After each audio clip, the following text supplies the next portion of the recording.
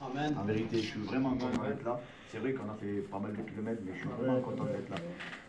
Alors mon frère, oui, tu me demandes de chanter, mais en vérité, lorsque j'écoute le frère témoigner, je le connais, hein, je l'ai connu dans le monde, j'ai vu dans quel état il était.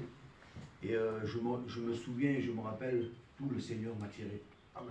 Alors j'aime ce verset qui dit « J'ai cru ». C'est pourquoi j'ai parlé. Alors nous aussi, nous avons cru, et c'est pour ça que nous voulons parler. Mais on va parler de qui, de quoi? On va parler de nous-mêmes? Non, jamais de la vie. Ce que nous voulons, nous, c'est parler du Christ, de celui qui a changé nos vies. Alors ça, vous savez quoi? Mon témoignage, je l'ai nommé, je voudrais être bref. Vous savez quoi? Aujourd'hui, nous, ce que nous voulons, c'est parler de qui nous sommes aujourd'hui. Mais ce cheminement de vie, la vie que nous avons eue, c'est ce chemin-là qui nous amène à Christ. C'est pas autre chose. Alors oui, comme le frère vous l'a dit, j'étais un pauvre misérable. Toute ma vie, j'ai grandi dans un milieu où c'était une misère totale. Tous mes amis, toutes mes connaissances, ils ne se levaient pas pour aller travailler, jamais de la vie. Ce n'était que des gens qui trafiquaient, donc ce n'était que des vendeurs et des consommateurs de drogue, et puis toutes sortes de drogues. Alors vous l'aurez compris, moi j'étais jeune, j'étais minot, j'ai grandi, j'ai évolué dans ce milieu-là. Alors je ne me cesse pas d'excuses, mais bon voilà, ça a été mon cheminement de vie. Alors très vite, j'ai été celui dont on se servait parce qu'il était jeune et par rapport au clisté, c'était moins dangereux. Donc nous, tout gamins, on nous remplissait les poches de doses de toutes sortes de drogues, hein, héroïne, cocaïne, tout ce que vous voulez, puis on se servait de nous, les plus jeunes, pour aller amener leur dose d'héroïne, parce qu'ils les vendaient, ils les mettaient en condition et nous on les portait de partout.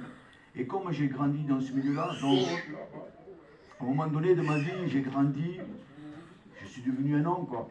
Et puis, je le dis à ma honte, je le dis avec mes mots, je dirais que j'ai pris du galon. J'ai pris du galon, donc j'ai été mon propre chef.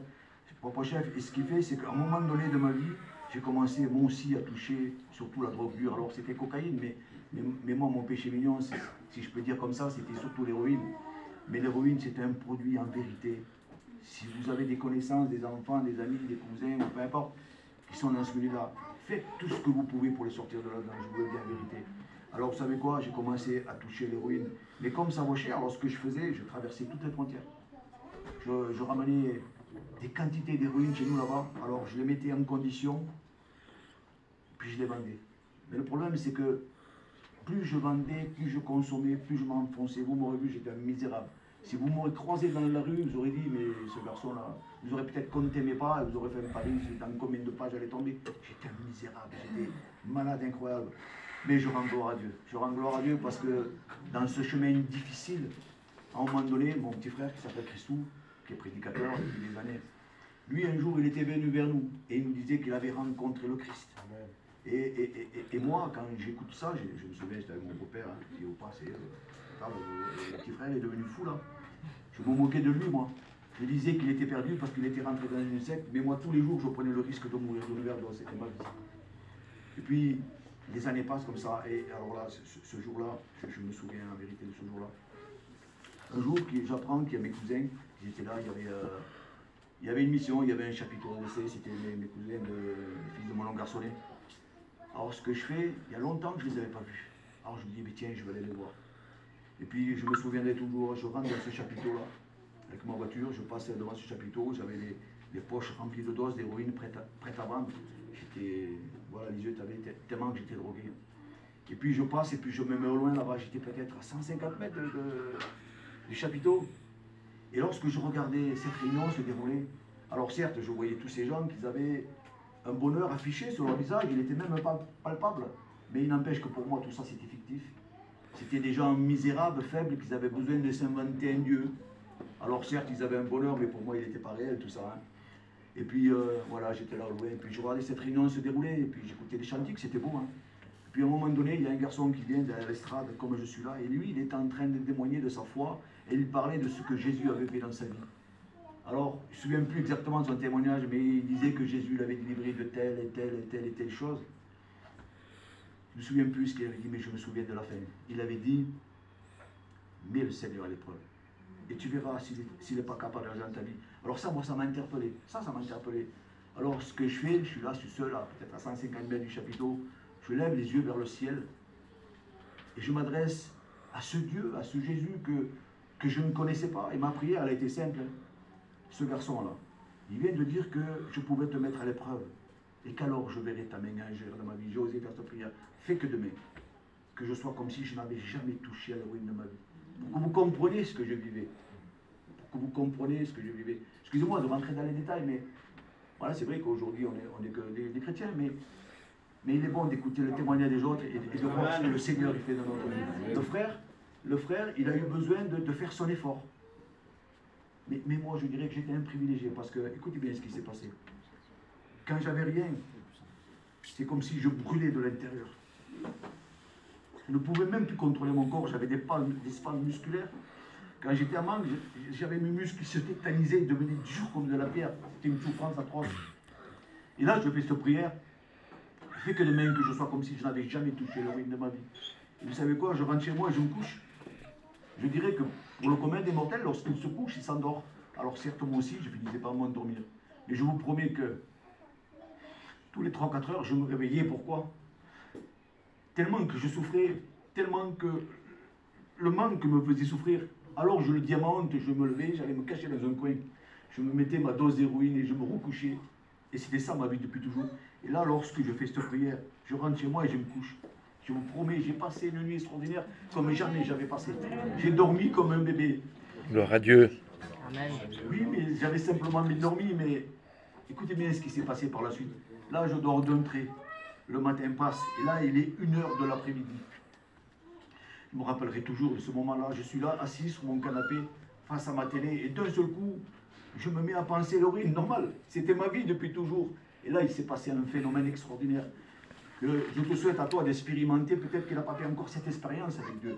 D'un seul coup, j'ai senti cette présence, une chaleur douce, agréable, et cette voix qui résonnait. Alors tu ne l'aurais pas entendue, ben moi, elle parlait à tout ton être.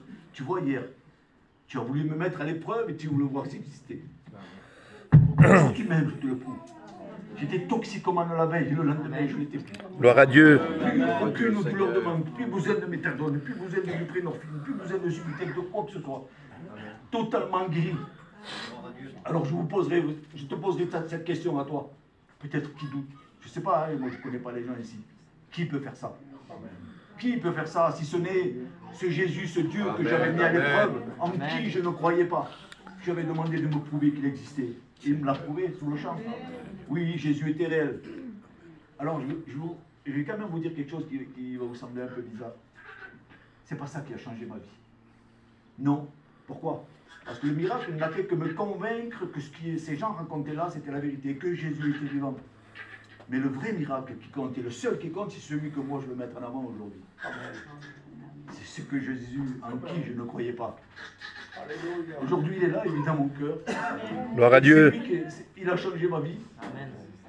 Voilà, et puis à l'écoute de sa parole, après, la foi, elle s'est créée dans mon cœur. Et aujourd'hui, de partout, ce que je veux faire, c'est proclamer son nom. Parce que la parole de Dieu, elle dit bien que d'un homme pécheur, il en fait un serviteur. Gloire à Dieu. Et pour moi, il veut le faire dans le vrai sens du terme. Autrefois, je ne faisais que consommer dans la mort, il demande de partout. Mais je rends gloire à Dieu parce qu'un jour, il m'a fait grâce. Amen. Et aujourd'hui, ce n'est plus la mort que je veux porter. Amen. Non, c'est la vie que je veux faire. Au travers de sa parole, alors, voilà, le Seigneur, il m'a placé en service. Oui, j'ai 55 ans, et alors, voilà, bientôt, je pars dans l'école biblique, très bientôt. Et je rends gloire à Dieu pour ce qu'il a fait dans ma vie. Alors oui, j'aurais pu y chanter un cantique. J'aurais pu y chanter un cantique, c'est vrai, de tout mon cœur.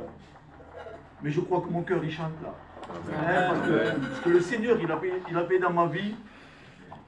Je crois qu'il peut le faire pour celui qui n'a pas encore fait cette expérience. Parce qu'un jour, moi, le Seigneur m'a fait grâce. Et je dirais tout simplement ça, c'est que le jour de grâce, c'est pas demain. C'est pas après-demain.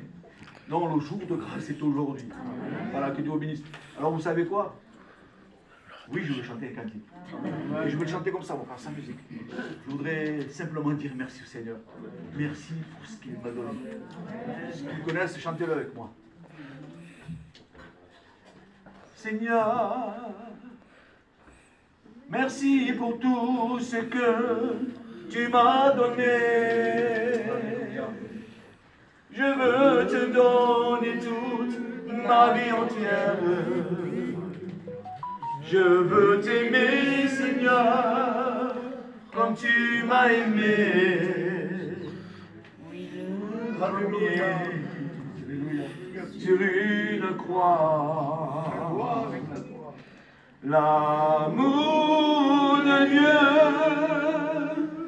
fut signé un jour Je te loue, en Jésus.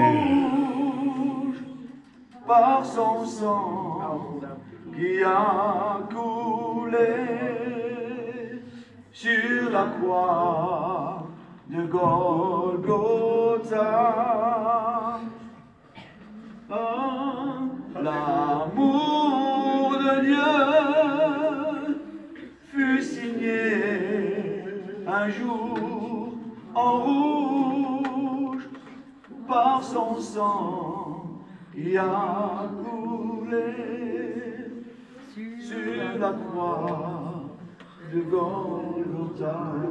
Amen. Dieu bénisse. Amen. Gloire à Dieu.